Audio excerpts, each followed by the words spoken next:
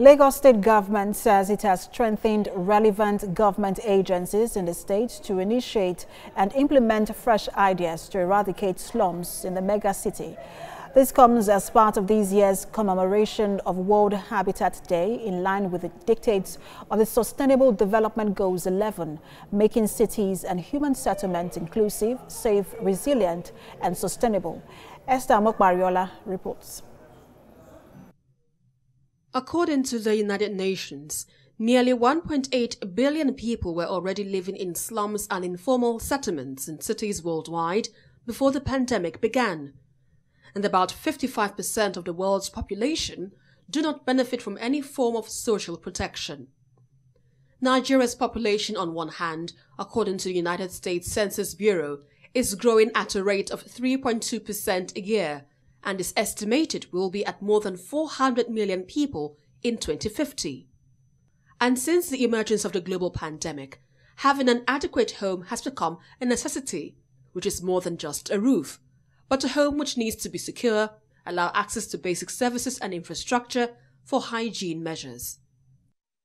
If there is going to be any level of relocation or displacement in any project or housing development in the states, there should be a proper resettlement plan that must be presented to LASURA, and government must have seen that a proper resettlement program is taking place. Must we build inside the canals? Because I was seeing some. Well, the monitoring aspect of my authority is that we are going about town and we are picketing these areas. A UN Habitat report from the United Nations Millennium Development Goals database says the population of Nigerians living in informal slums in urban areas has dropped to 50.2% from 77.3% in 1990. In the light of this concern, Lagos State government says it is working to ensure a significant reduction in the housing deficit through the provision of affordable and decent housing founded on good spatial and sectoral planning. The issue of urban slum within the state is basically because of migration of people. People believe that when they get to Lagos Island, they get to Lagos State, everything are there for them. So what we're trying to do is to identify those areas, take the data, we redesign, we look at what they need. Right now we are not providing homes for single people.